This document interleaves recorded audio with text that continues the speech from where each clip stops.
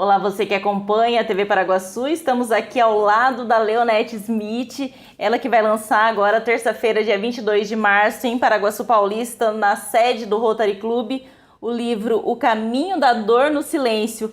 A Leonete é moçambicana de nascimento, brasileira de coração, psicóloga, terapeuta e palestrante, e traz, à luz da psicologia, um novo olhar para o caminho de volta da depressão através de Elias, o profeta do Antigo Testamento.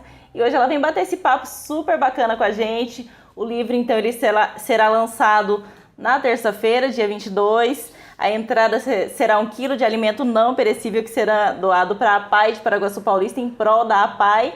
E ela vem bater esse papo mais do que especial com a gente. Seja muito bem-vinda, Leonete, à TV Paraguaçu. Muito obrigada, é um prazer imenso estar aqui. Sim. Muito bom. Eu gostaria que você falasse um pouquinho, começasse falando o porquê de Paraguaçu Paulista para realizar aí o lançamento desse livro. Uau, Paraguaçu Paulista é paixão antiga. Sim. Os meus amigos, né, estão aqui, eu tive o privilégio de já vir aqui outras vezes e cantar aqui. E nessa passagem que eu estou vindo de Moçambique, eu tinha um livro, eu falou, por que não Paraguaçu, né? Sim. Então eu estou aqui. Essa cidade é linda, né? Sim. Eu acho que esse lugar é lindo. Eu acho também que tudo que nós fazemos são sementes. E a gente, às vezes, precisa encontrar um bom lugar para colocar semente, porque a semente só frutifica se ela estiver num lugar acolhedor. Se for na pedra, ela não vai acontecer nada, se for no espinho, não vai acontecer nada, mas se for numa terra fértil, vai brotar. E acho que Paraguaçu é uma terra fértil. Sim. Então vai brotar. Com certeza. E fala um pouquinho pra gente sobre o livro O Caminho da Dor no Silêncio. Eu trouxe aqui uma cópiazinha. O Caminho da Dor no Silêncio. O Caminho da Dor no Silêncio foi um livro que eu escrevi assim com dor. Porque como psicóloga atendendo e também passando pela minha própria vida, né? Quem nunca passou por momentos depressivos? Mas passar por momentos depressivos e superar faz parte. E faz parte daquilo que a gente precisa aprender a fazer. Quando eu falo que a gente precisa aprender é porque a gente sabe que precisamos ativar as nossas competências internas. Agora, quando a pessoa não aguenta mesmo e chega naquele ponto de querer tirar a sua própria vida, talvez ela não soube que tinha alguma coisa mais que ela podia fazer. Porque ela quer parar os problemas, ela não quer tirar a própria vida.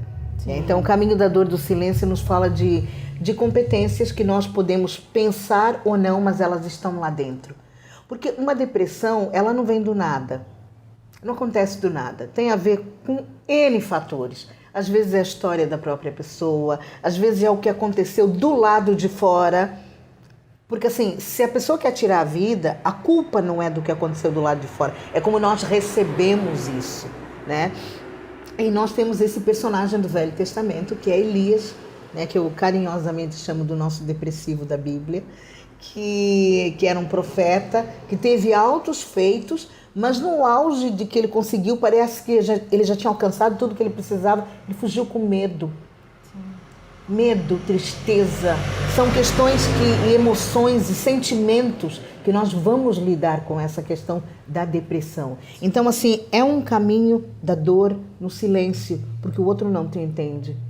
E às vezes a gente fala, não fica assim, vamos sair, vamos passear. Se fosse só isso, era fácil. Sim. Mas não é. Então, é um silêncio que não se ouve. Porque assim, eu digo que o silêncio é bom. Às vezes a gente precisa do silêncio até para conversar e para construir um diálogo, mas a dor desse silêncio não se ouve. E quem precisa ouvir esse silêncio é a própria pessoa. Por isso que é o caminho da dor no silêncio, reflexões de um vazio interior. Gente, buracos precisam ser preenchidos, eles não podem ficar abertos. Então esse vazio interior precisa ser preenchido. Foi muito especial para mim. Terminei o livro no meio da pandemia. No meio de um tempo que a gente estava lidando com essas questões, né, de depressão, e eu convidei 2 colegas meus, inclusive um psiquiatra, que é um amigo meu, o Henrique Pinheiro, e ele me falou, eu falei, olha, corrige aqui a parte da personalidade, do prazer, né, porque essa depressão é a falta de prazer. Né? E na psicanálise a gente vai para a libido, né? Para essa falta de prazer, que como todo mundo acha que é sexualmente falando, mas não é, porque é o prazer que te dá, não, vamos fazer isso, vamos fazer aquilo, que não sei o quê, é uma vontade, um desejo, né? Sim. É o prazer. Então eu abordei um pouquinho nessa parte com a psicanálise, e o Henrique Pinheiro veio dar uma A gente gosta de fazer junto com os outros, né? Sim. E no final do capítulo eu falo sobre questões mais práticas da depressão, as suas químicas, né? Que também convidei uma colega que além de psicóloga, ela é enfermeira. Então ela lida muito com isso. Eu falei, não, estamos uma equipe boa aqui para a gente falar dessa dor no silêncio, né? Sim. Nós precisamos do outro para tudo, até para sair da depressão. E Leonete, esse livro, então, de certa forma, ele vem causar um mal-estar para que as pessoas saiam dessa zona de conforto e falem mais sobre esse assunto que ainda é um tabu, né? Muito grande na sociedade. Essa é uma questão. Nós precisamos falar mais daquilo que nos dói. Não é ficar escondido que a gente resolve. E às vezes também não é só aquele bate-papo de café. Vamos tomar um cafezinho e vamos conversar para você ficar melhor.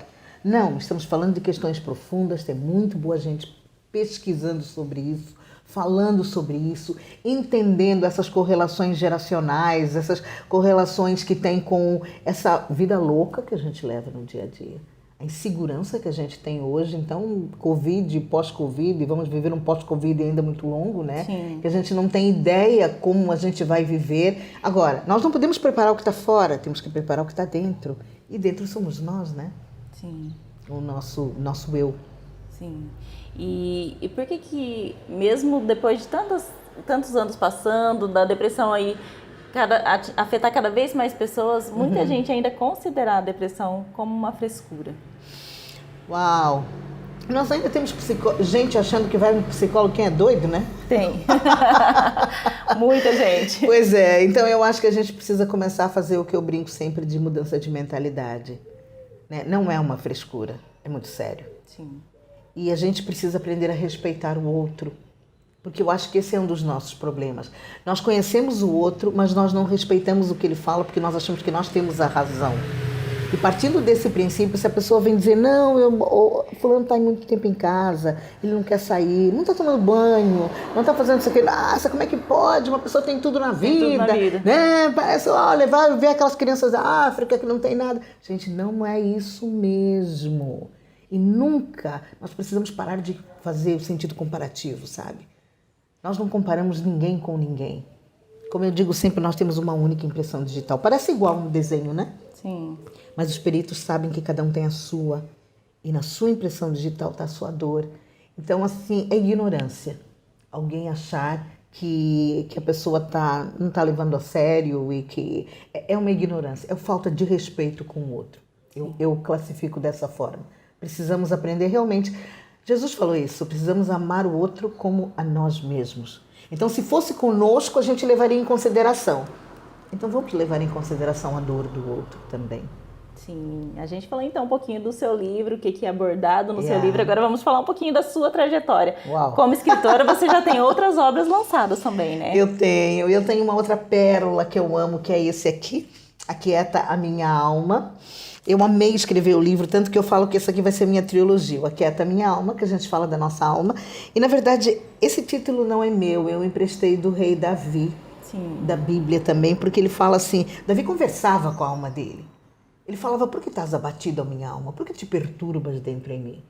A gente fala muito, mas a gente precisa aprender a falar com a gente. A falar com a nossa própria alma, lidar com os nossos próprios temores. Nós somos pessoas que falamos muito sobre corpo. Hoje a gente sabe tudo. Sabe fitness, maneira de comer, né? Nutri, sabemos tudo do corpo. Mas a nossa alma que está dentro de nós também precisa de ser ouvida, precisa de ser escutada, precisa de ser aprendida. Nossas emoções, nosso kit de emoções que eu falo, que a gente nasceu com ele, medo, nojo, alegria, e a gente precisa entender. Então eu falo um pouquinho sobre isso nesse livro, Aquieta Minha Alma. E depois eu escrevi O Caminho da Dor no Silêncio e estou já fazendo um rascunho para o próximo que fecha essa trilogia sobre rejeição. Porque eu também acho que é um tema muito importante. Sim. Rejeição e paternidade. E tenho esse, né, que é uma pérola que eu já escrevi há muito tempo, já saiu por uma outra editora e agora estou trazendo outra vez as 12 mulheres da Bíblia, né? Nesse mês das mulheres, ainda estamos em março, né? Sim. Nessas mulheres empoderadas, então assim, a gente aprende muito com os exemplos delas, porque eu acho que assim, eu levei um ano fazendo pesquisa para escrever esse livro, porque eu queria saber o contexto que elas viveram naquele momento, para ver se valia a pena trazer para o nosso contexto de hoje.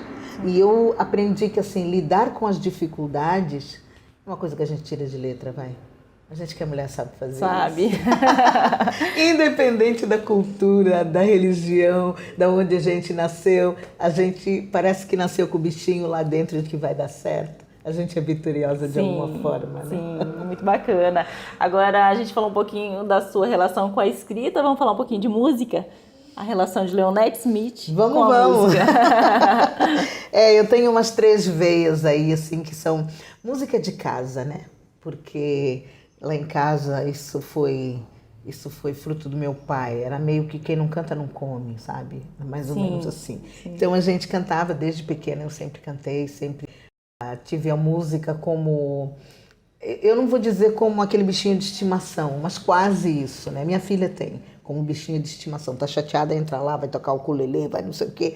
E é quase um holder, né? Que lhe acolhe muito, né? Porque eu acabei passando isso para ela.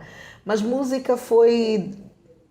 Quando eu prestei vestibular a primeira vez, eu me lembro, eu tinha 17 anos. E eu queria prestar vestibular para medicina. Você acha? Eu ia fazer medicina. Minha mãe dizia assim, olha, só se for anestesiando os doentes tocando violino, porque eu não tô te vendo fazer. Mas eu prestei para medicina e prestei para música também. Sim. Nunca fui ver o resultado da medicina, mas da música eu passei logo na primeira. Eu falei, é isso aí que eu vou fazer. Eu comecei a dar aula com 15 anos. De piano? De piano e regia coral. Eu comecei a reger coral com 12. Meu pai assumiu uma igreja em Ubatuba, no interior, no litoral de São Paulo, E o maestro não estava lá, então quem sabia alguma coisa fui eu. Muito autodidata, sabia muito pouca coisa, mas eu fui aprendendo com a quem eu tinha que ensinar. E foi muito interessante, depois comecei a ter aula de piano, tinha aula em São Paulo, e eu tinha 15 a 20 alunos de violão e de piano para pagar uma aula de piano em São Paulo. Foi assim uma loucura, mas foi uma boa loucura, porque aí eu mergulhei nesse mundo da música, né? E comecei a dar aula, fui fazer bacharelado em piano, faculdade, passei licenciatura em educação artística, fiz umas boas especializações em musicalização infantil, que é o meu encanto. Eu acho que assim a gente faz um trabalho muito legal. Inclusive eu levei muitos trabalhos para fora do Brasil, juntando a psicologia e a musicalização infantil e o cérebro e o desenvolvimento infantil. Sim. Então, assim, eu acho que a gente pode aplicar isso, mas foi fruto de muita vivência. Às vezes as pessoas me perguntam por que eu digo que eu sou musicóloga e não musicista. Toco, sim, vários instrumentos, já não toco há muito tempo. Tive escola de música por muitos anos. Nem vou falar os números de anos para não perguntar quantos anos eu tenho. Mas, assim, porque eu uso a música como um estudo da música, eu acho que tudo que eu faço é uma ferramenta de trabalho. Então, assim, a minha ligação com a música é visceral, não tem jeito. Sim. Né? Ela tá aqui dentro e sai de qualquer forma, sai na maneira de pensar, é tudo muito cantante para mim. E talvez seja isso que me dá essa alegria de poder agregar outras questões à música, né? Sim. A música é apaixonante, ela fala sozinha. É uma ciência dela só. Assim como a escrita também, né? É verdade. E Leonete, hoje você mora no Brasil ou em Moçambique? Ixi, grande pergunta, ainda não sei. Eu estava morando em Portugal, né? Porque, por incrível que pareça, a minha nacionalidade é portuguesa, né? Então, a minha documentação toda... Oficialmente, eu sou portuguesa, né? Sim. Eu nasci em Moçambique, a gente está desenvolvendo alguns projetos lá, principalmente com essa faixa etária de vulnerabilidade social. A gente olha para aquelas crianças e pensa, como vivem? Mas vivem. Como crescem? Mas crescem. E é aquela questão que eu sempre digo, o cérebro com fome não aprende. Então, a gente precisa fazer alguma coisa. Nesse momento, eu acho que eu estou nessa transição, né? De me entender um pouco. O Brasil é sempre a casa para onde eu consigo voltar. Eu sou muito bem acolhida aqui, eu amo estar aqui. O pouco tempo que eu já vim e estou querendo resolver as coisas, minha agenda está cheíssima. Porque sempre tem alguém de vamos aqui, não sei o quê. E o Brasil tem aquele coração muito aberto, né? Eu tenho certeza que os projetos que eu faça na África, eu vou ter muitas mãos juntas aqui, né? Então eu estou eu só não moro no ar, tá? No avião.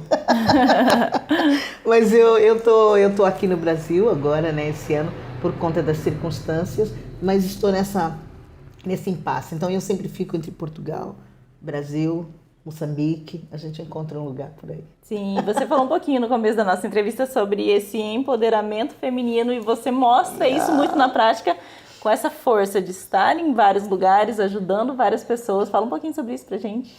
Uau! Falar de empoderamento feminino não é uma coisa fácil, porque eu acho que não tem lei. Não tem, assim, 7 passos para ter um empoderamento feminino. Eu acho que nós somos empoderadas com a vida que nós levamos. E a vida das mulheres nunca foi fácil. Quando eu estou em São Paulo, eu costumo dizer, veja no final do dia elas voltando da creche com criança no colo, outro na mão, saco do lado, que não sei o quê. Elas já voltaram de um dia de trabalho e vão para casa, tem outro dia de trabalho. A gente vai tirar força da onde? E assim, não é um grito de revolta, mas é uma necessidade. É uma necessidade da gente entender. Claro que precisava de mais tempo para explicar, não a comparação, mas o lugar do masculino junto com o feminino. Sim. Porque eu sempre digo que se a gente cresce de um lado é porque faltou do outro. Sim. E a gente precisou cobrir aquilo. Né? A gente até vê muito no Dia dos Pais as pessoas dizerem assim, parabéns à minha mãe que foi pai, né? Porque assim, cadê os pais? Onde é que eles estão, Sim. né? Porque nem sempre eles estão mortos, eles não estão ali presentes. E a mãe está presente. Porque essa é uma característica nossa, né? Da gente suprir. Sim. Nós estamos aqui para suprir, para ajudar. Então, assim, mulher dá conta. Ela acha que dá conta. Sim. Mas não dá. Nós temos o maior número hoje além de depressão, ansiedade e aquelas doenças todas emocionais que a gente tem, porque a gente quis dar conta de uma coisa que não deu para dar conta. Sim. Eu acho que eu devia escrever algum livro escrito, tá tudo bem não dar certo, tá? Você venceu da mesma maneira, só o desejo e a vontade. Então, falar de empoderamento feminino, eu acho que é viver. E ter a arte de saber viver em meio a tanta demanda que a vida nos proporciona, né? Sim.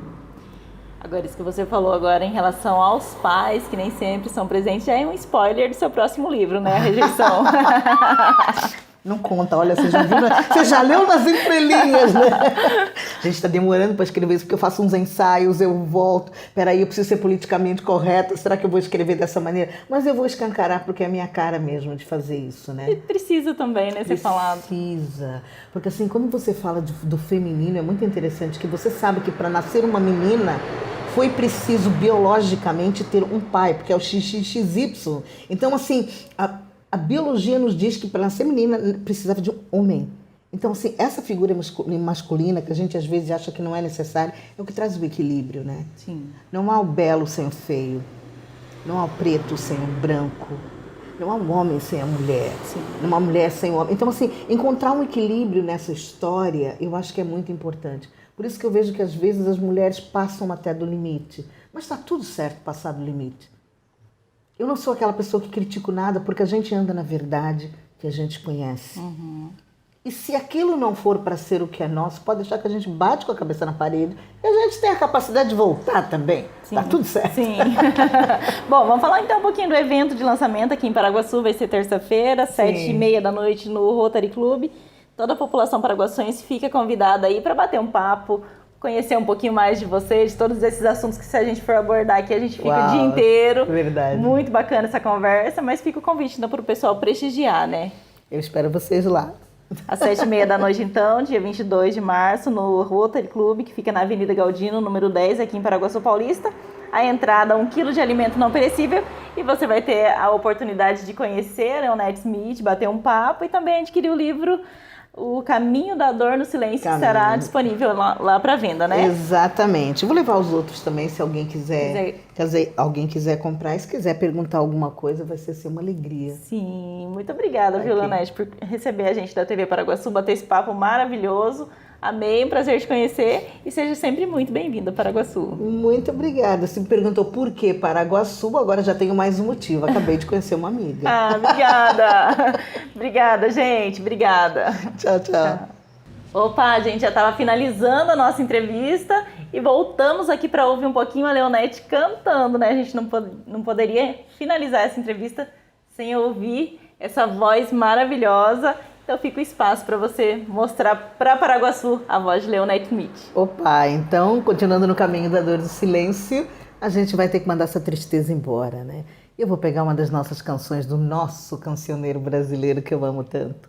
Oh, tristeza, me desculpe, estou de malas prontas. Hoje a poesia veio ao meu encontro. Já raiou o dia, vamos viajar. Vamos indo de carona na garupa leve do vento macio que vem de muito longe até o fim do mar.